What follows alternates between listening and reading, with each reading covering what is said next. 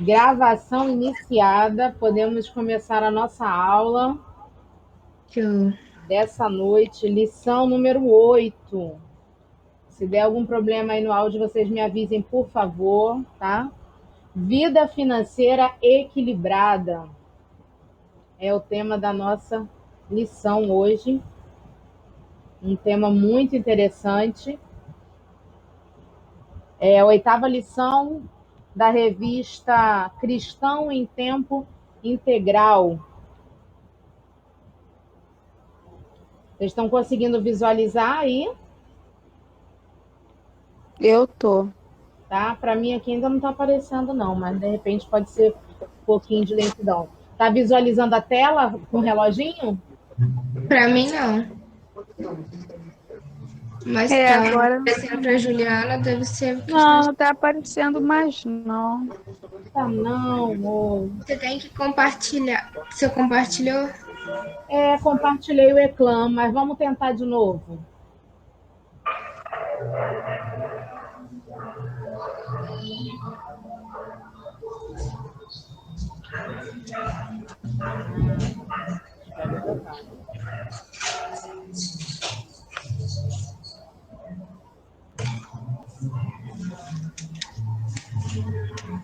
Foi. Muito bem. Então tá aí a nossa capa da revista, que é Cristão em Tempo Integral, lição número 8, que tem como tema Vida Financeira Equilibrada. E aí a gente já começa com uma pergunta: Deus é o dono do seu dinheiro? Pergunta interessante, né? Deus é o dono do seu dinheiro? E aí? Alguém quer falar ou não? Vai ficar só respondendo na mente? Pois é. Quando a gente começa a estudar sobre mordomia, a gente vê que tudo que nós temos, na verdade, não é nosso, é do Senhor, não é isso? Agora eu coloquei na tela para vocês alguns detalhes, algumas lições que ficaram na nossa mente aí nas lições passadas. O que nós não podemos esquecer. Primeiro, aprendemos que envolver-se com a obra do Senhor é uma das evidências na vida de quem assume compromisso com Ele. Número 2, Deus nos desafia a executarmos a sua obra. Lembra? A aula passada sobre Neemias? Então, Sim. número 3, estando dispostos a investir tempo, trabalho, esforço, coragem e perseverança. Então, a gente deve estar disposto a investir tudo isso, ó, tempo, trabalho, esforço, coragem, perseverança. Né? E aí já fica subentendido que se a gente deve investir trabalho, né, tempo, então o dinheiro também vai estar aí nesse meio. E o número 4, que foi: devemos enfrentar os opositores até que a obra seja realizada. Então a revista destacou para a gente esses 4 pontos, esses 4 tópicos da lição passada, que a gente não pode esquecer. Eu vou pedir a Anne para abrir em Mateus 6, 25 até o 34. A Luciene para abrir em Salmo 127, versículo 2. Se vocês não estiverem com a Bíblia perto, sinaliza que eu passo a bola para outra. Anne, quando achar, pode ler. O tópico 1 da lição é Deus cuida de você. E esse texto de Mateus, ele é um texto chave, já é até clichê para toda vez que a gente quer falar do cuidado de Deus, né? Mateus 6, 25. Vou ler. Portanto, eu lhes digo, não se preocupem com sua própria vida, quanto ao comer ou beber, nem com seu próprio corpo, quanto ao que vestir. Não é a vida mais importante que a comida e o corpo mais importante que a roupa? Observem as aves do céu. Não semeiam, nem colhem, nem armazenam em celeiros. Contudo, o Pai Celestial as alimenta. Não têm vocês muito mais valor do que elas? Quem de vocês, por mais que se preocupe, pode acrescentar uma hora que seja de sua vida? Porque vocês se preocupam com roupas. Vejam como crescem os lírios do campo. Eles não trabalham nem tecem. Contudo, eu lhes digo que nem Salomão, em todo o seu esplendor, vestiu-se como um deles. Se Deus veste assim a erva do campo, que hoje existe e amanhã é lançada ao fogo, não vestirá muito mais a vocês, homens de pequena fé? Portanto, não se preocupem dizendo: que vamos comer, ou que vamos beber, ou que vamos vestir, pois os pagãos é que correm atrás dessas coisas, mas o Pai Celestial sabe que vocês precisam delas. Busquem, pois, em primeiro lugar o reino de Deus e a sua justiça, e todas essas coisas lhes serão acrescentadas. Portanto, não se preocupem com o amanhã, pois o amanhã trará as suas próprias preocupações. Basta a cada dia o seu próprio mal. Isso aí. Bem-vinda, Miriam, bem-vinda, Nilma. Fiquem à vontade. Se quiser falar alguma coisa, só abrir o microfone ou levantar a mão, tá bom? A Anne leu para a gente aí o texto de Mateus 6, de 25 a 34. E a primeira pergunta é, de acordo com o texto que foi lido, com o que eu não devo me preocupar? Vamos lá, a bola está com vocês aí. Quem vai abrir o microfone? Alguém? Tá gravando, hein? Vocês me deixando assim. Não me preocupar com a minha própria vida, né? Isso, com o que você tem a aqui. todos os aspectos. Pode falar, Anne. Todos os aspectos, o beber, o comer, tudo que pode só trazer preocupação, que é essencial, Deus sabe. É interessante, me ocorreu agora, que tudo que Jesus falou que não é para a gente se preocupar é a nossa maior preocupação na vida, né? Olha como a gente é muito curioso, né? Tudo que ele falou que não era para preocupar, qualquer pessoa que você perguntar qual é a sua preocupação para o futuro, o que, que você pensa para o mês que vem, todo mundo vai falar é emprego, é comida, é roupa, é casa, é pagar as dívidas. Tudo que Jesus falou para a gente não fazer é o que a gente faz, que é se preocupar, né? Então, aí, com o que a gente não deve se preocupar, com comer, beber, vestir e com os cuidados básicos da vida e essenciais da vida, a gente não precisa se preocupar.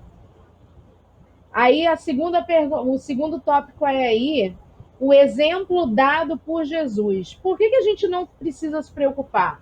Jesus falou aí que Deus Pai cuida de quê? Das aves do céu, dos lírios do campo, não cultivam, não trabalham e vivem. Vivem e vivem bem, né? A gente que gosta de admirar aí a natureza, para quem gosta, você vê uma planta, uma flor, um lírio, a gente fica admirado com a beleza. Belo jardim. Então, assim, os lírios não só se vestem, mas se vestem muito bem. Né? Não é qualquer roupa, não, é uma roupa linda. E não tenha preocupação, porque quem cuida é Deus Pai. Aí o terceiro pergunta: por que eu não devo me preocupar? Alguém aí? Vai abrir o microfone agora? Porque Deus sabe. Porque Deus sabe. Boa. A revista coloca aqui uma coisa interessante também, porque Deus é o dono do universo, né? E aí, complementando aí com a resposta da Anne, ele é o dono do universo, dono de tudo, cuida de tudo, senhor de tudo, e ele sabe da nossa necessidade. Ele sabe aquilo que eu e você precisamos. Então, se ele é o senhor do universo, o dono de todas as coisas, e ele sabe o que a gente precisa, então a gente não deve se preocupar. E aí o tópico 4, sobre esse texto que diz: o que Jesus me manda fazer? Ele diz o seguinte: não fique preocupado com comer ou vestir, confie que Deus vai suprir todas as necessidades e busque em primeiro lugar o reino. Então, no final de tudo, o que Jesus coloca para a gente é isso. O que a gente deve fazer? É entregar nas mãos de Deus, buscar primeiro o reino, não se preocupar, confiar. Confiar. E nos dias de hoje tem sido tão difícil para a gente cumprir esse mandamento aí, que é o confiar. Principalmente pelas questões que têm assolado o mundo ultimamente, né? Pandemia, desemprego.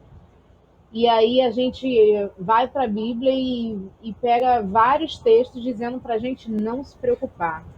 E aí tem a ansiedade que bate, que tira o sono, alguns tira a fome, outros faz comer mais. E a ansiedade, ela é muito complicado, principalmente para o cristão, porque a gente é ensinado a não ser ansioso, a não andar ansioso. E aí vem o mundo e joga uma carga de ansiedade sobre nós, e lutar contra isso, vencer isso, é muito difícil, mas a gente não deve se entregar por uma questão física, porque a ansiedade não faz bem para o corpo, e também por uma questão espiritual, porque a ansiedade não faz bem para a alma, não faz bem para a nossa fé, não faz bem para a nossa vida cristã. Luciene, lê para a gente aí o Salmo 127, versículo 2, por favor.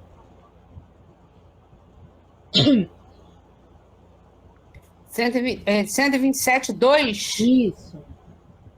Inútil vos será levantar de madrugada, repousar à tarde, comer o pão que penosamente granjeaste aos seus amados, ele o dá enquanto dorme.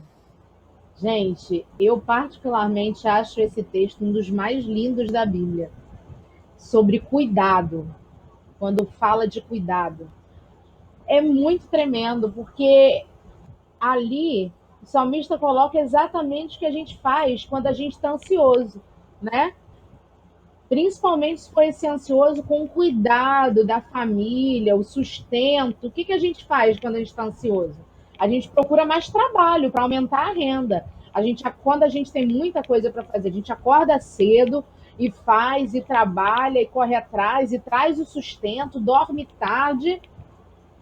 Só que o salmista diz que isso é inútil, porque Deus vai dar para a gente. Não que a gente não deva trabalhar e fazer, não, tá, gente? Pelo amor de Deus. Não é isso, não. É que a gente não tem que se assoberbar de forma que isso nos faça mal.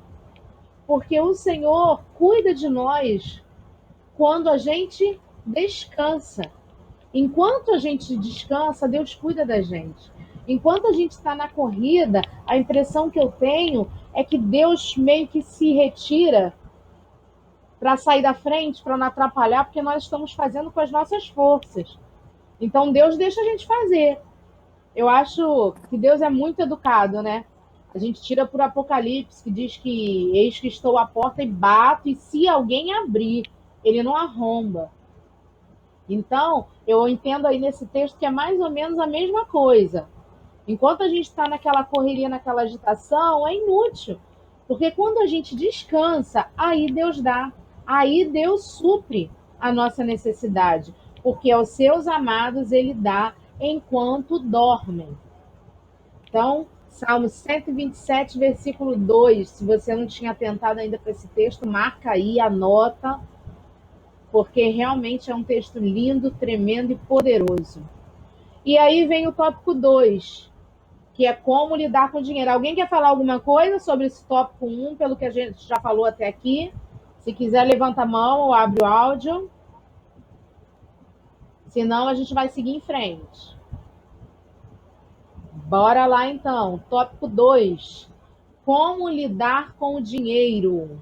Eu vou pedir a Juliana para abrir em 1 Timóteo 6 e ler para a gente do versículo 6 ao versículo 10. Tá com a Bíblia perto aí, Ju? Lu, teu áudio está aberto, tá? Vou fechar.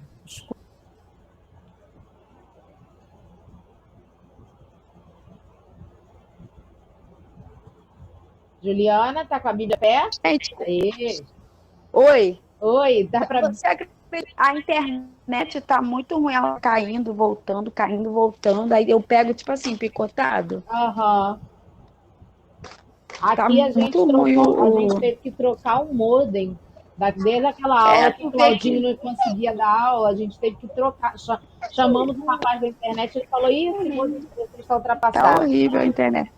Qual é o que que você falou, Débora, para eu abrir? 1 Timóteo 6, do 6 ao 10. Eu tô vendo só a tela da Miriam para tu ver. Hã? Tô vendo a tela da Miriam só.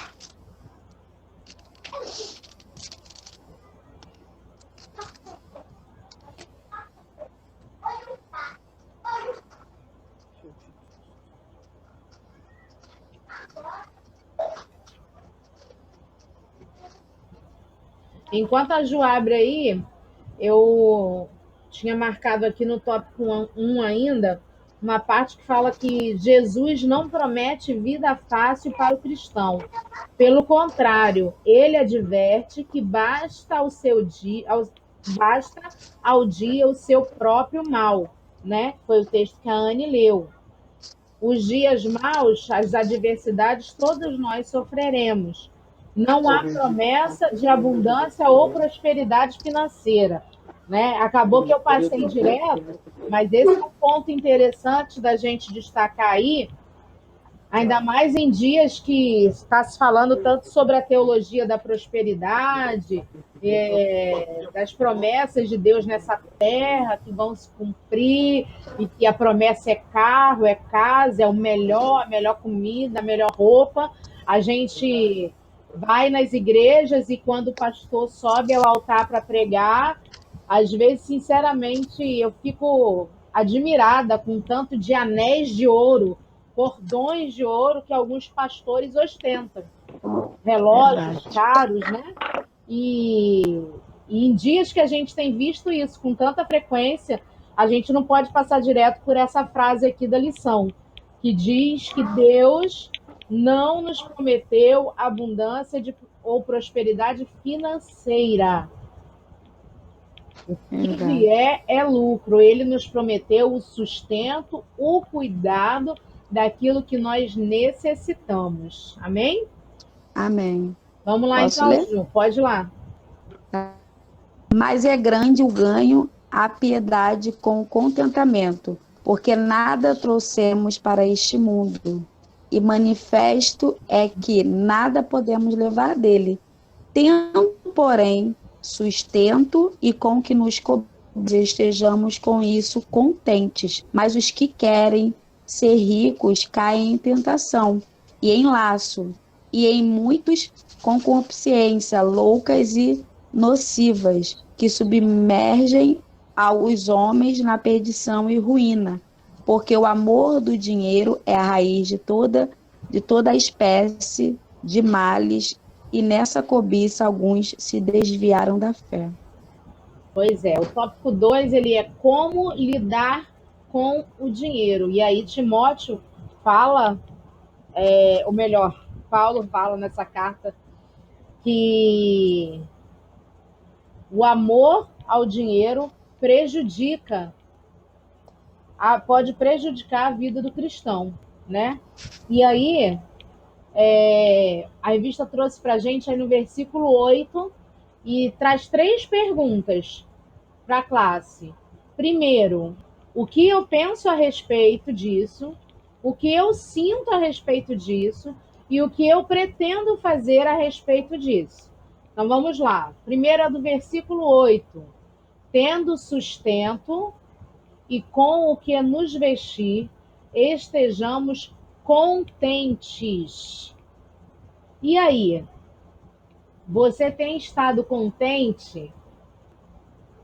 Você acha que ter o sustento e com que se vestir é o bastante para você estar contente? Você pensa de acordo com esse versículo 8? Segunda pergunta, você sente que isso que está sendo dito no versículo 8 é uma realidade na sua vida? O que você sente sobre isso? Tendo sustento e com que nos vestir, estejamos contentes. Você tem sentido gratidão pelo que você tem? Que a pergunta é essa: o que eu sinto a respeito? O que eu sinto a respeito de ter o sustento e ter com que me vestir que eu devo estar contente com isso? E aí vem o terceiro: o que eu pretendo fazer a respeito? Se você, não, eu já sou grato, eu entendo, eu concordo, beleza. Então, o que eu tenho que fazer é manter esse pensamento e esse sentimento dentro de mim. Agora, se nesse momento você aí na sua casa percebeu que não é assim que você pensa, que não é o sustento e o vestir que é o suficiente, às vezes é até o que você pensa, mas não é o que você sente de verdade.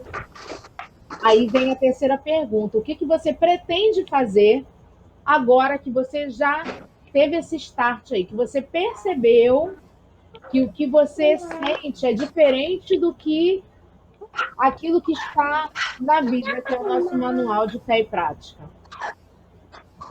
Eu não sei se vocês já se pegaram nessa situação na vida de vocês, mas eu já. De pensar assim, meu Deus, por que eu estou reclamando? Tá faltando? Tá faltando. Tá faltando o quê? Tá faltando é sair, tá faltando é viajar, tá faltando é o shopping, tá faltando é a roupa nova.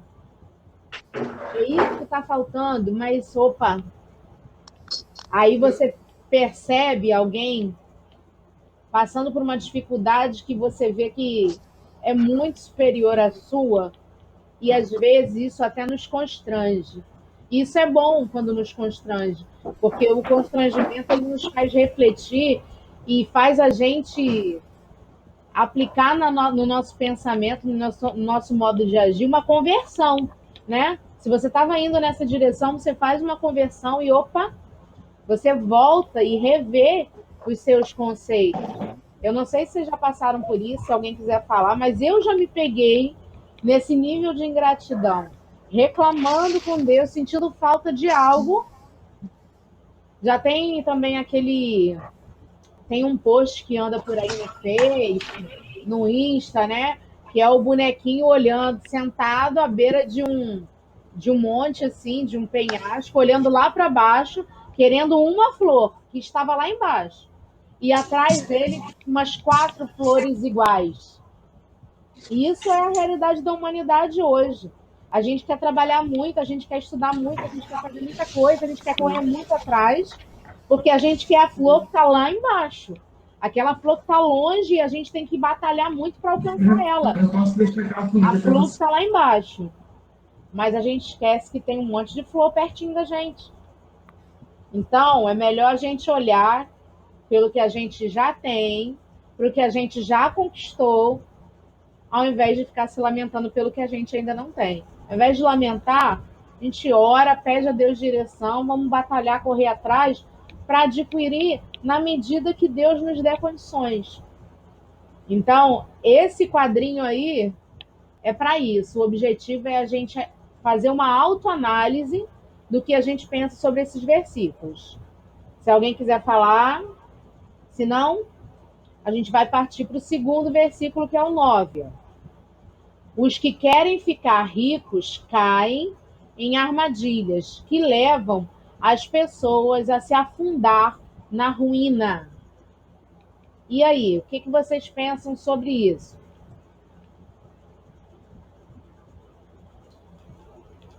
Alguém? Alguém? Dá um descanso aí para minha garganta.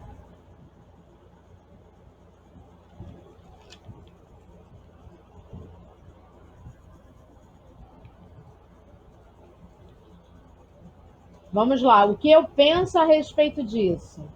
Será que você concorda com esse versículo? Os que querem ficar ricos caem em armadilhas que levam as pessoas a se afundar na ruína.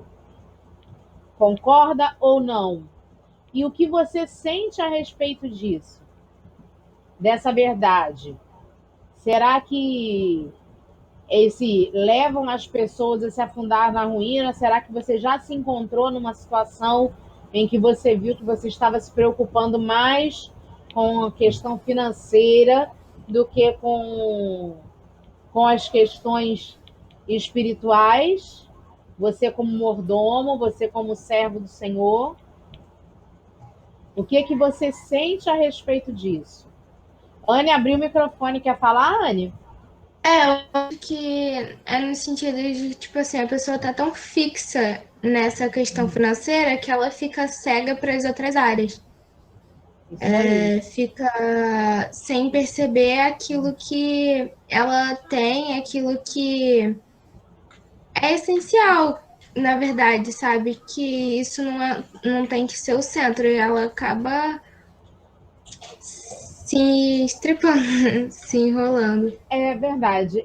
Tem pessoas, tem casamentos que fracassam por causa disso, né? Porque o marido ou a esposa quer tanto, de repente, justificar o seu trabalhar muito, a sua ausência, com querer dar uma vida melhor, que abandona a família, que arruína o casamento, que prejudica o desenvolvimento e o relacionamento com os filhos. Por quê? Por causa dessa. Eu não sei se a gente pode usar a palavra ganância, né? Não sei se seria bem uma ganância, ou simplesmente uma falta de uma autoanálise, ou uma falta de direção de Deus mesmo, né? Porque às vezes a pessoa não quer jogar a família fora, mas ela quer tanto dar, de repente, aquilo que ela não teve, que quando ela percebe tudo que a família queria, é o que ela já tinha e ela não deu, né? Que é a falta disso. Posso falar? Tá me Pode, escutando alguém? eu tô ouvindo. Esse versículo me chamou muita atenção, esse texto, que na verdade eu vivi ele há uns 2 anos atrás, né? Quando eu fiquei desempregada, quando eu tive que sair, porque minha família precisou de mim, a minha filha precisou de mim, eu não tinha outra opção. E aí eu ficava reclamando, Senhor, eu trabalhava, eu tinha meu dinheiro, eu fazia isso, fazia aquilo. E aí Deus ministrou no meu coração que quem sustentava era Ele, quem fazia era Ele, que naquele momento eu precisava sair, porque eu precisava dar assistência para quem estava precisando, que era minha filha. E aí saí, e aí eu posso dizer para vocês que é uma coisa que hoje eu sinto realmente o cuidado de Deus, e que esse versículo, esse texto, realmente, aquilo que Deus faz, olha, eu tive providências nesses 2 anos e pouco que eu nunca tive quando eu estava trabalhando. Tipo assim, eu vivo hoje uma vida bem melhor do que quando eu estava trabalhando. Vocês conseguem entender? Eu não consigo. Às vezes eu fico Melhor em pensando, todos Senhor, os como é sentidos, né? Não só o financeiro da isso? potência, mas do bem-estar, de você poder deitar de noite, né? Quando olhar para as três lá, olhar para elas e falar assim, poxa, o dia foi corrido, mas valeu a pena porque eu cumpri a minha parte, Isso eu aí. estava presente.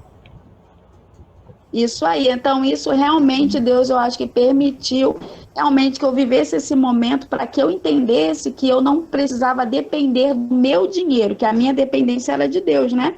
E que realmente Deus é quem faz, Deus é quem cuida, Deus é quem dá, Deus é quem dá o alimento, é quem dá a bebida, é quem cuida das minhas filhas. Então, realmente, né, é Deus que me deu elas, é eu que vou prestar contas, é Ele que vai fazer. Então, esse texto é muito, para mim, é muito propício, assim. É o que eu vivi e o que eu vivo até hoje na dependência de Deus. E hoje eu vivo bem melhor do que 2 anos e pouco atrás em relação em todos os aspectos, assim, financeiramente não muito, porque a gente sabe que a vida é difícil, né? Mas Deus tem suprido a necessidade que eu tenho, que eu preciso, né? Então Deus, ele tem suprido a necessidade. Talvez foi o que a Débora falou. Eu não tenho dinheiro para ir no shopping hoje, eu não tenho dinheiro para comprar roupa toda semana, eu não tenho dinheiro para comprar sapato, mas eu tenho a certeza que Deus, ele está me dando aquilo que eu preciso, né? Deus, ele dava ao povo dele aquilo que ele precisava diariamente. Deus, ele tem me dado o maná diariamente. Todo Interessante, Ju, é que eu tenho certeza que até a tua perspectiva sobre a tua vida com Deus, a tua família. Hoje você é outra depois dessa experiência, né? A gente aprende a valorizar aquilo que realmente tem valor, porque os luxos que a gente tem com as bênçãos financeiras, tal, é tudo muito válido, mas não é o essencial. O essencial, tem aquela frase, o essencial é invisível aos olhos, isso é real. Eu tive uma experiência também muito parecida, foi quando eu estava grávida do João, com 6 meses de gravidez, uns 6 para 7 meses, Claudinho foi dispensado do quartel, de onde a gente nem imaginava, porque ele era concursado da aeronáutica, um salário confortável, a gente tinha uma vida tranquila financeiramente, e aí quando eu engravido, da noite para o dia, a aeronáutica disse que vai dispensar todos os soldados especialistas. E aí eu fiquei sem chão. O desespero veio, a ansiedade veio, eu esqueci tudo que está escrito aí, eu esqueci até que tinha Bíblia, até que Deus falou assim para mim: eu vou te mostrar que o que te sustenta não é salário, o que te sustenta é a minha mão. E foi isso aí que a Ju falou também. Eu vi milagre sobre milagre acontecendo e Deus prosperou tudo de forma muito tremenda e poderosa. Algumas coisas mudaram, obviamente, na vida, passamos muitas dificuldades, mas também amadurecemos muito e aprendemos essa lição preciosa. Quem nos sustenta é o nosso Deus. Então, querido, aí nesse tópico, se você se pegou pensando diferente disso, o que você vai fazer a respeito disso? Está na hora de você se avaliar e mudar o pensamento. Se já está pensando assim, se é o que você sente, se é o que você está vivendo, beleza. Então, agora o que você vai fazer? Propague isso para outras pessoas. Tem muita gente tendo problemas sérios de desespero, de ansiedade. Então, se você conseguiu ter essa visão aí, como a Ju falou, como eu vivi, a gente vive as experiências para passar adiante, não é para guardar só, não. E aí vem o terceiro versículo, que é o 10. E alguns, nessa cobiça, se desviaram da fé e atormentaram a si mesmo com muitas dores. Aí é o exemplo daqueles que tiveram mais amor ao dinheiro, que se afundaram na ruína ao ponto de se afastar da fé. E aí trouxeram para si muitas dores, muitas perdas, muitas dificuldades. E aí, você pensa o que sobre esse versículo? Você concorda? É isso mesmo? Quando a pessoa tem essa cobiça a esse ponto, ela se afasta, ela se desvia. E aí, o que você sente? Você já se pegou em algum momento sentindo isso? De repente, não, eu vou trabalhar em 2 empregos e eu vou na igreja uma vez no mês. Ou não, não é tão importante. O importante é estar trazendo sustento para casa, né? Não tem problema se eu não vejo mais meus filhos, ou meu marido, ou a minha esposa. O importante é estar trazendo sustento. Será que é isso mesmo? É aquilo, né? Porque se a gente confia que Deus tá no controle das coisas essenciais da nossa vida, a gente não tem que ter essa preocupação. Isso Então, aí. se a gente não confia, a gente quer fazer pelas nossas próprias forças. E aí fica nessa preocupação e se esquece de que Deus cuida. Isso. Não é da forma que a gente quer, não é como a gente sonha e imagina, mas é aquilo que a gente precisa. Então, o que eu pretendo fazer a respeito, né, é mais ou menos isso. Se eu ainda não me toquei dessa realidade bíblica, é a hora de despertar, né, mudar o pensamento. Se já é isso, amém, que você continue assim, que eu continue assim, porque é assim que um mordomo do Senhor vive. Aí agora a questão que a gente traz é a seguinte: não é pecado ser rico, né? Porque diante desse quadro aí dá a impressão de que alguém poderia pensar que é pecado ser rico, mas não é. Miriam, tá aí? Tá ouvindo? Tá com a Bíblia? Tem como ler 1 Timóteo 6, 17 e 19?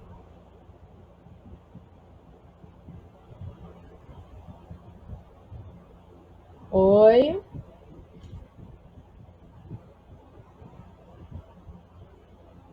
Nilma? Pode pegar a bola aí, Nilma? Ah, Oi, não, a Miriam veio. cheguei. Chegou, 1 ouviu o Timóteo texto? 6, Isso, 17 e 19. isso, por favor. Exorta aos ricos do presente século que não sejam orgulhosos, nem depositem a sua esperança na estabilidade da riqueza, mas em Deus, que tudo nos proporciona ricamente para o nosso aprazimento. Que pratiquem o bem, sejam ricos de boas obras, generosos em dar e prontos a repartir. Que acumulem para si mesmos tesouros, sólidos fundamentos para o futuro, a fim de se apoderarem da verdadeira vida. Muito bem. A gente, nesse quadro anterior, né, a gente fala muito sobre o rico, sobre querer riqueza e tal, só que não é pecado ser rico, querer ser rico, buscar, trabalhar, estudar para isso. Mas Paulo nos dá advertências e orientações importantes sobre a riqueza, que a gente pode buscar, a gente pode almejar, a gente pode sonhar, mas a gente não pode esquecer da orientação bíblica para isso, dos conceitos bíblicos. O primeiro é: não devemos depositar esperança ou alegria no dinheiro, né? Que aí é mais ou menos o que a Ju e eu falamos aí que a gente passou. Era a nossa confiança, era o salário. Não é, nós não somos sustentados por salário. Não é dinheiro que nos sustenta. Se a gente não tiver dinheiro, mas se a gente continuar colocando a nossa vida diante de Deus, Deus vai nos sustentar. E isso aí, eu tenho certeza que muitos de nós já vivemos na prática isso. Deus nos sustenta independente do dinheiro. No momento de aflição, de dificuldade, ele ainda nos faz até ter paz. Olha só, hein? Além do sustento, ter paz. No segundo, Deus deve ser a fonte da nossa esperança e alegria. Tem gente, eu conheço pessoas, crentes, há anos, mas que se a pessoa está sem dinheiro, se o negócio não está fluindo, se esse mês não está vendendo bem, a pessoa já fica diferente. Você já chega, dá um bom dia, ela já não responde com aquela alegria. E aí, tudo bem? Tudo bem, nada. Tudo bem, nada. Tá, não tá entrando dinheiro, não tô trabalhando, não tô vendendo, não tô não sei o quê, tal. Ela perde a alegria e não pode ser assim. A gente tem até o exemplo da Sunamita, né? Não tinha nem a vida mais o filho, mas ainda assim, tudo me vai bem. Então, a nossa fonte de esperança e alegria tem que ser nosso Deus e não o dinheiro. O dinheiro é apenas uma ferramenta que ele usa para nos sustentar. Número 3, Deus permite que tenhamos dinheiro para Oi, fazermos Débora. coisas boas. Fala, Miriam, pode falar. Não, é Nilma. Oi, Deixa eu Miriam, te falar. fala. Naquela hora, eu não estava achando meu nome. Sabe por quê? Porque quando eu entro pelo notebook, aparece meu nome. Eu entrei pelo celular, apareceu J8. Eu não sabia que J8 era eu. Aí eu fiquei louca procurando meu nome para habilitar o microfone e eu não estava conseguindo. Por isso que eu fiquei igual louca aqui, não consegui. Não, tá bom. O próximo que aparecer aí é contigo. Tá bom. Agora tu já sabe que tu não é nenhuma hoje. Eu só Eu sou sei J8, também pois porque é. quando você entrou eu estava olhando para a tela, aí apareceu tua foto, aí por isso que eu tô sabendo que é você. Pois é, eu não sabia. Para mim aparecia o nome. Aí eu tô procurando meu nome aqui. Aham. Tá Então, bom. vamos lá, então. O quarto, o dinheiro que Deus nos dá. Ah, não, eu não falei sobre o 3, né? Deus permite que tenhamos dinheiro para fazermos coisas boas na vida. Ou seja, o dinheiro que Deus nos dá, que Deus nos abençoa, é para gente ter Ai, agora fugiu a palavra. Não é uma vida melhor, é ter uma qualidade de vida melhor. né? E a qualidade de vida, gente, não quer dizer riqueza, não. Embora quem tem também é ótimo. Mas a qualidade de vida é você poder viver a sua vida feliz e contente com aquilo que você tem. A qualidade de vida é você poder ir na praça comer um churro de R$ 2. Na verdade, isso nós é que nos proporcionamos. Você não precisa ter muito dinheiro para ter uma qualidade de vida, para fazer uma higiene mental, sentar embaixo de uma árvore e admirar as folhas, né? O dinheiro é para isso, é para a gente poder, de repente, não ir andando de ônibus, não ir andando a pé, né? Lá do Vale da Simpatia até a igreja, né, Ju? É para poder pegar um ônibus, é para poder chamar um Uber. O que Deus nos dá é para isso, para que a gente faça coisas boas com ele. Coisas boas para nós, para nossa família e para o próximo, que entra aí no tópico 4. Dinheiro que Deus nos dá não é só para o nosso prazer, mas para fazermos o bem. O bem a quem? Ao próximo, né? Porque quando é o meu prazer, eu estou fazendo bem para mim, mas não é só para mim. Deus me dá o dinheiro para fazer o bem ao meu próximo. Número 5, devemos usar o nosso dinheiro para fazer boas obras. Precisamos. Opa, já pulei para 6. Devemos usar o nosso dinheiro para fazer boas obras, ou seja, ajudar os necessitados, aqueles que precisam, né? A gente vê, tá chegando aí já o pessoal se preparando para o Natal, então a gente sabe que é uma época em que as pessoas valorizam muito o comercial, financeiro, o presente, a roupa, e aí quem não tem condição de nada sofre mais ainda. Quem não tem condição nem de comprar um frango para assar na ceia de Natal. Então, a gente precisa usar aquilo que Deus nos dá para fazer boas obras, ajudar os necessitados, as viúvas, os órfãos. Esse é o papel da igreja, a nossa comunidade. A igreja do meu pai está com o foco de distribuir no Natal 1.000 cestas básicas. Eu fiquei assim maravilhada. Já estão arrecadando R$ 68 de cada membro e vão comprar a cesta básica e vão fazer um domingo a distribuição de cesta básica. Eu achei isso maravilhoso. No final do ano é uma época que a gente se preocupa tanto, né, com a roupa do Natal, a roupa do Ano Novo, com a ceia, outros com viagem. São tantas coisas e tem gente que não tem nada. Deus nos dá o nosso dinheiro também para fazermos boas obras. Já entra aí no 6, que é precisamos ser generosos e repartir aquilo que Deus nos deu. Mas aí eu pergunto, esse repartir o que Deus me deu? Não, eu não posso repartir agora porque eu não sou rica. Eu não posso repartir porque eu não ganho R$ 5.000 por mês. Então eu não posso repartir. É isso? Não, né? É repartir o que Deus nos deu. Se o que Ele te deu é pouco, reparta o seu pouco. Pastor Orlando sempre falou: se você só tem feijão em casa, traz o feijão para o quilo e leva a cesta básica toda que você precisa. Mas traga o feijão, não deixe de dar. Ou seja, isso é um ensinamento, é repartir o que Deus te deu. Se foi muito, reparta muito. Se é pouco, reparta pouco, mas reparta aquilo que Deus lhe deu.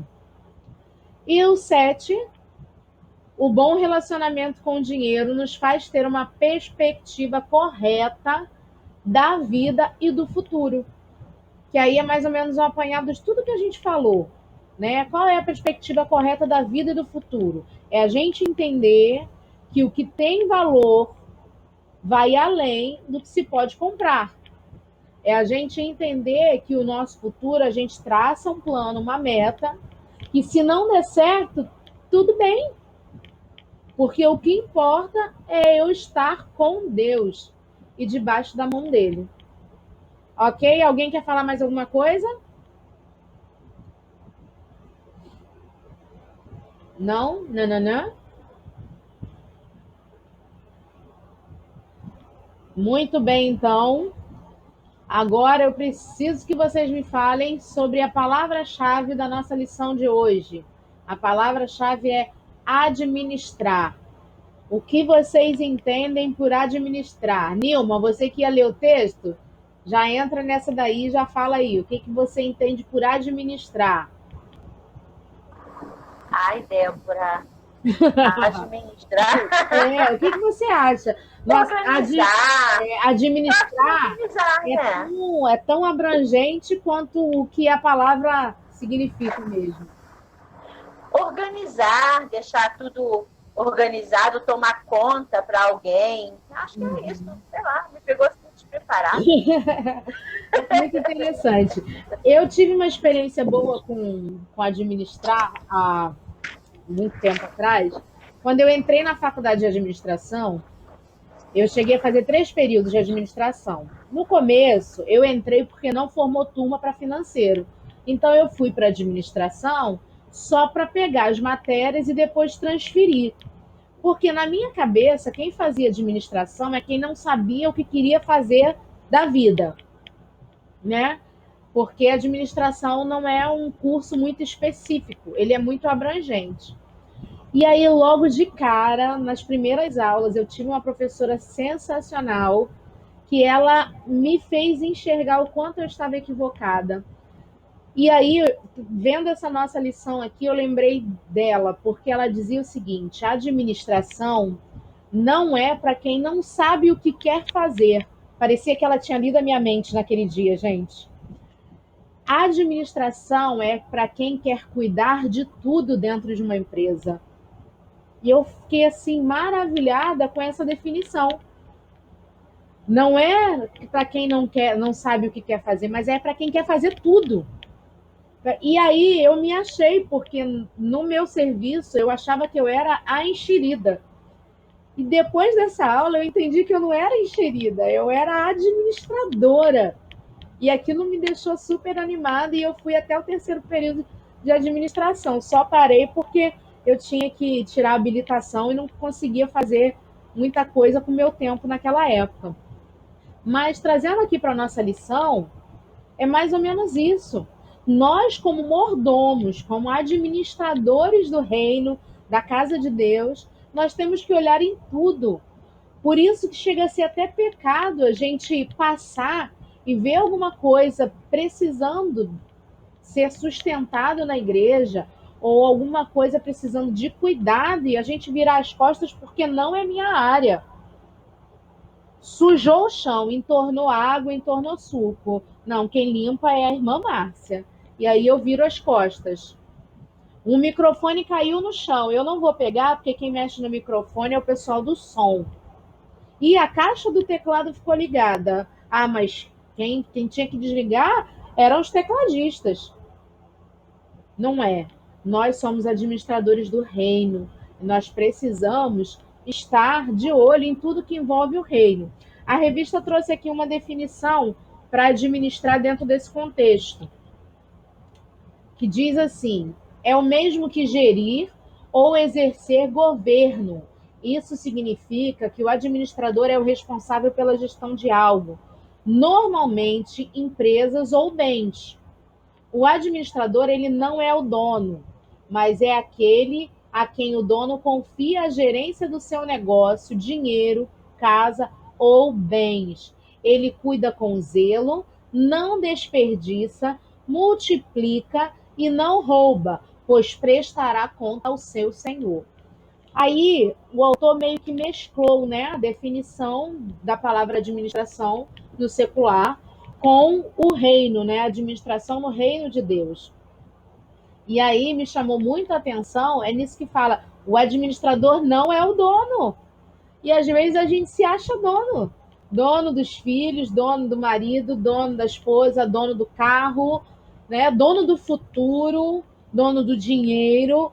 A gente não é dono, porque nós somos o quê? Mordomos, administradores. Então não somos donos. Mas a gente cuida com todo carinho, com todo amor daquilo que o dono nos confiou. Por quê? Porque a gente vai prestar conta. Então, Hebreus 13:5 é o texto que a gente vai ler agora. Não se deixem dominar pelo amor ao dinheiro e fiquem satisfeitos com o que vocês têm. É o primeiro passo, é a gente estar satisfeito com aquilo que a gente tem, para depois a gente conquistar mais. Algumas orientações práticas para levarmos uma vida com contentamento, independente de termos muito ou pouco. O segredo, a chave, anota aí quem está com papel e caneta na mão. O segredo é a boa administração do que recebemos de Deus. Se a gente administrar bem o pouco, isso é bíblico, né? Ser fiel no pouco, sobre o muito te colocarei. Se a gente administrar bem o pouco, se a gente administrar bem aquilo que a gente tem recebido de Deus, Deus vai multiplicar. E aí, falando também, voltando aqui, quando fala lá sobre o administrador, multiplicar, eu esqueci de falar desse detalhe, né? Que nós, como administradores da casa de Deus, como mordomos do que Deus nos deu, nós precisamos multiplicar, precisamos ter cuidado, não desperdiçar e não roubar, que a gente vai ver lá na frente esse roubar, vocês já imaginam o que seja, né? Então, voltando aqui, as orientações práticas para levarmos uma vida de contentamento, independente de ter muito ou pouco. Primeiro segredo é a boa administração daquilo que recebemos de Deus. E aí, tem 5 tópicozinhos para a gente aprender a viver em contentamento. Ter uma vida financeira tranquila e regrada de acordo com a palavra de Deus. Primeiro, 3.1, não seja impulsivo para gastar. Olha, o autor trouxe aí esses 3 pontos que eu vou levar para a minha vida. Avaliemos o que é interessante, importante e necessário. Essa é a regra. Eu estou precisando. Eu já deixei de fazer coisas que eram necessárias, de comprar coisas que eu precisava para comprar aquilo que eu achei interessante. Querido, se a gente fizer essa perguntinha toda vez antes de comprar alguma coisa, a gente vai ter um resultado sensacional. Primeiro, é interessante, é importante ou é necessário? Porque qual é a ordem? O que eu devo comprar primeiro? O necessário, né? Aquilo que é necessário. Isso aqui eu preciso, é necessário. Aí, comprou o que é necessário? Tá tranquilo? O que é importante? Ah, não, isso aqui é importante. Beleza. Se já atingiu o que é importante para você, para sua família, para a obra, então aí você entra naquilo que é interessante. O problema é que, às vezes, a gente tem visto essa ordem, vivido essa ordem aí ao inverso, né? Então, vamos avaliar o que a gente vai comprar. Não seja impulsivo para gastar. Aí depois a gente vai para a igreja orar, pedir a Deus misericórdia, abre a porta, faz um milagre, tal. Primeiro, não seja impulsivo para gastar. 3.2, seja econômico. Olha que coisa interessante. A palavra economia vem da mesma raiz de mordomia no grego. Não me pergunte a raiz, tá? Porque o grego não é o meu forte.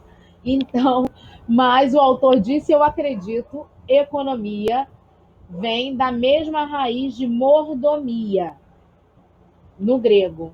Então, seja econômico, isso faz parte do que Deus quer para mim e para você, tá?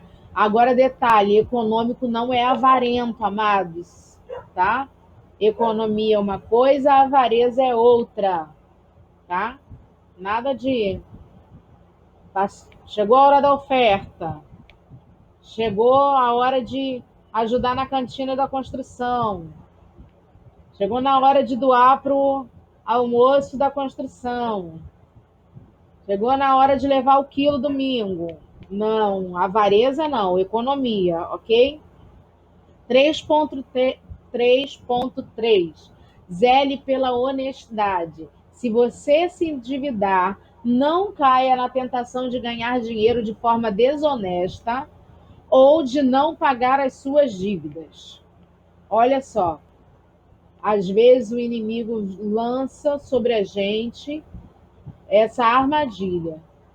Não, olha, se você defraudar só ali, só dessa vez, se eu fizer o gato, na semana passada a vizinha minha falou para mim, menina, o gato, como que a gente... Não, a gente tinha que ter direito até de pagar menos luz, porque a gente já não tem segurança no nosso bairro, a gente está à mercê dos bandidos, então eu fiz o gato porque o poder público tinha a obrigação de me dar segurança e não me dá. Olha o pensamento do ímpio. Olha o inimigo jogando. Falei, não, deixa lá, gato não. Eu até brinquei com ela. Eu falei assim, minha religião não permite. Mas o inimigo joga, lança pra gente. Falei, não, deixa lá, vai vir a outono, né? Os ar-condicionado tudo bombando. Tô aqui com ar-condicionado, ventilador. Tem problema, não deu para pagar, a gente negocia, parcela e a vida segue. O que não pode é a gente agir de maneira desonesta.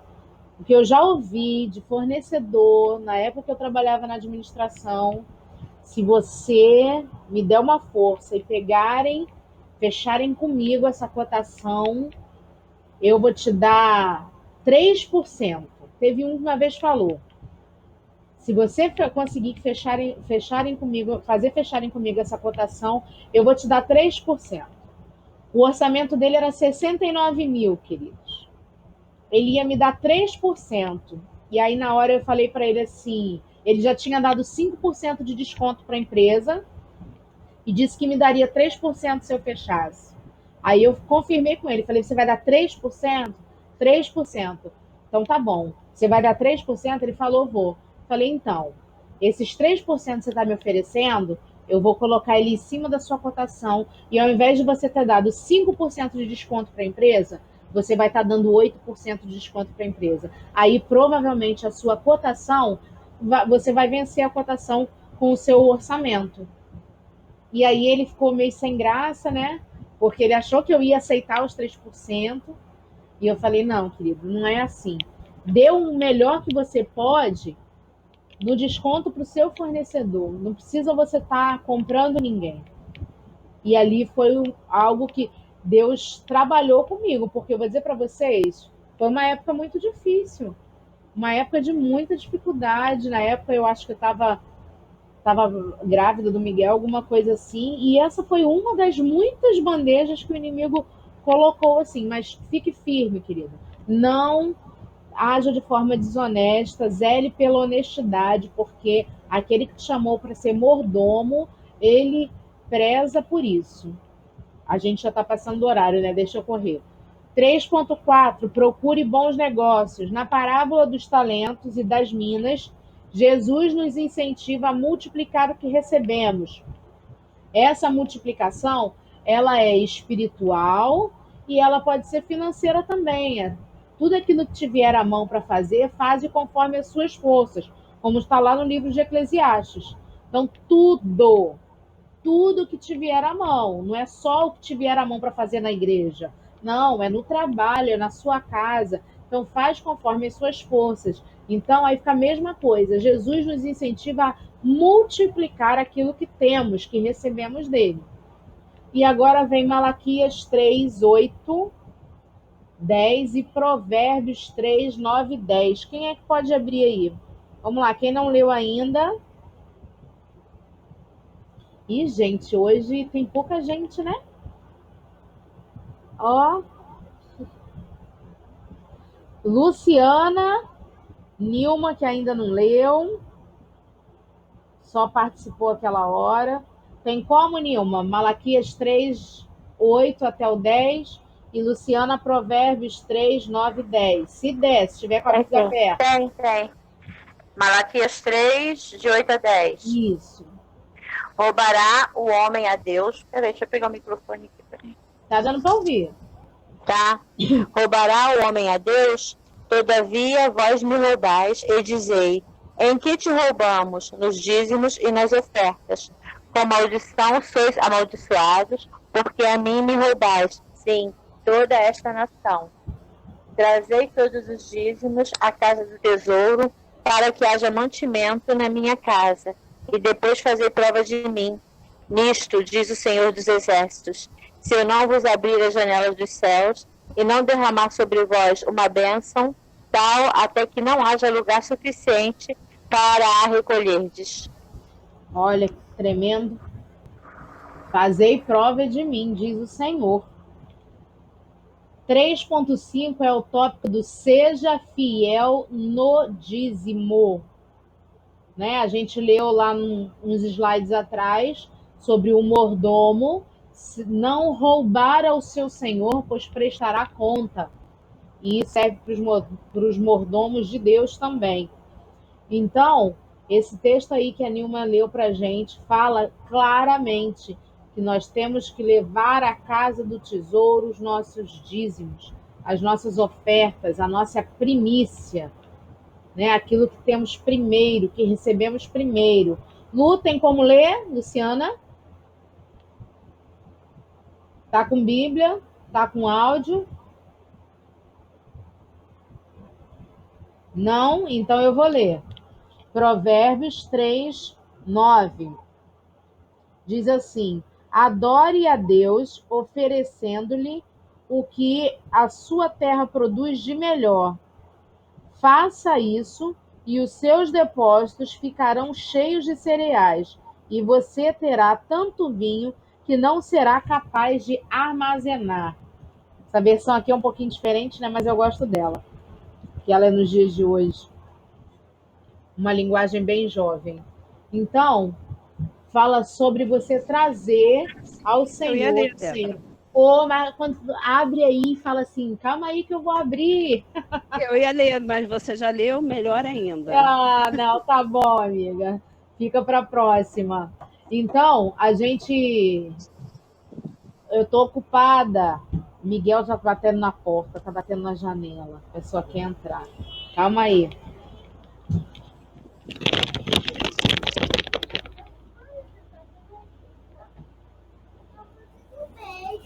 Tá. E aqui, dá oi, fala oi, boa noite. Oi, boa noite. Oi, tá todo mundo chegando aqui, ó. A Claudinha chegou aqui também. Passou das 9? Meu Deus. Tá, vocês estão me fazendo demorar mais ainda, estão atrapalhando. Então, queridos, vamos entregar ao Senhor aquilo que é dele, as nossas primícias. Então, para não esquecer, Miguel, agora já saiu, já deu boa noite, agora tchau. Para não esquecer, o bom mordomo descansa em Deus, elimina a ansiedade, fortalece a sua fé e desfruta de paz no coração. Tópico 2. O bom mordomo reconhece que é abençoado com dinheiros e bens, por isso desfruta de gratidão, ajuda generosamente os necessitados e investe com alegria na obra de Deus. E o 3. O bom administrador tem a vida financeira que não gasta além do que recebe, honra seus compromissos e vencimentos, dá bom testemunho e mostra confiabilidade, demonstra sua fé, gratidão e fidelidade a Deus por seu dízimo. Eu achei interessante que a revista fala sobre o dízimo, sobre você tirar o dízimo primeiro. Eu achei que lá na frente tinha, mas não. Foi em algum lugar que eu não coloquei no slide, mas eu lembro que eu frisei aqui sobre você fazer o seu dízimo, a sua primícia, como está no texto de Provérbios que eu li. É você separar primeiro aquilo que é de Deus, que depois você vai ter tanto que você não vai ter onde guardar. Foi o que está lá em Provérbios.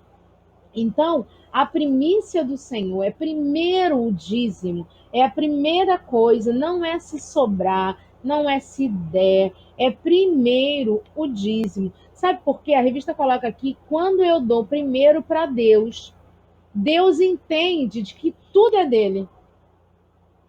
É mais ou menos como aquela história do bolo. A pessoa te dá o bolo e aí você corta a primeira fatia e não dá para ela. É uma forma de você ser grato com quem te deu o bolo. É você tirar a primeira fatia e demonstrar sua gratidão dando a primeira fatia para aquele que te deu o bolo. Eu falava muito isso para os adolescentes quando falava sobre dízimo. Dízimo pode ser comparado com a primeira fatia do bolo que você ganhou. E quem te deu o bolo é Deus. Então, possamos ser fiéis dando a primeira fatia para o dono do bolo. Alguém quer falar alguma coisa aí? Não? Podemos encerrar? Já estamos avançando muito, né? Essa frase também veio na revista e eu achei ela espetacular, que diz: a questão do dinheiro é muito importante na vida do crente e revela o seu caráter. O dinheiro é a pedra de toque que nos permite descobrir o quilate do cristão. A maneira de agirmos com respeito a ele revela de modo saliente os traços essenciais da nossa personalidade. É uma frase que está na revista Maturidade Cristã da Junta de Missões Nacionais. Olha só, vamos por pedacinho. A questão do dinheiro é muito importante na vida do crente, pois ela revela o seu caráter. Quando você tem dinheiro, você humilha ou você ajuda os necessitados? Quando você não tem dinheiro, você confia em Deus ou você desespera?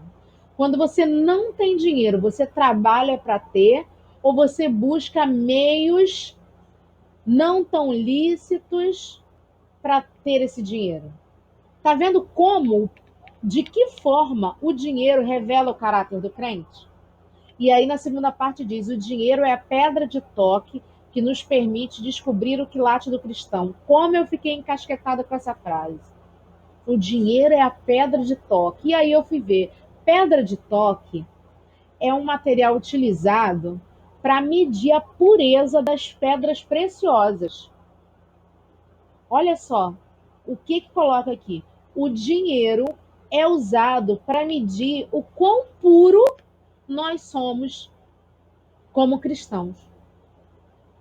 Isso é tremendo, porque a forma como eu administro meu dinheiro, a forma como eu lido com ele, demonstra o meu grau de santidade. E aí, a maneira de agirmos com respeito a ele revela de modo saliente. O que quer dizer isso? De modo perceptível, traços essenciais da nossa personalidade cristã. Queridos, enfim, chegamos ao fim. Me perdoem pelo atraso, né? Tentei correr, eu falo muito. Hoje vocês participaram, estão de parabéns. E aqui no finalzinho, essa tela aí, ó, é com a devocional da revista, que eu achei muito interessante. Esse tema tá maravilhoso. Todo mundo que está participando está comentando que é muito bom. Então, eu deixei aí a devocional para vocês. Eu não sei se alguém tem a revista e tal, meio que caí de paraquedas, né? Que eu não estava, já há um bom tempo, não estava lecionando em nenhuma classe da escola dominical. Então, não sei se vocês estão com revista ou não. Eu estou aqui com a do Claudinho, estou me deliciando com ela. E aí eu resolvi compartilhar. Para quem não tiver revista, pega esse quadrinho aí. No domingo, na segunda, hoje a gente está na quarta, você pode ler hoje, quinta. Começa, ou melhor, você pode ler hoje na quarta ainda, né? E aí você vai direto até fechar a semana. Lê quarta, quinta, sexta, sábado, domingo, segunda, terça e encerra na próxima terça. Mas desfrute desse tema que é muito bom, importante, é rico para o nosso crescimento, para o nosso amadurecimento, para a nossa consciência cristã. Esse tema é muito importante, tá bom? Pode abrir o microfone aí para dar um tchauzinho. Alguém quiser falar alguma coisa, agradecer? Não? Vou orar então, tá?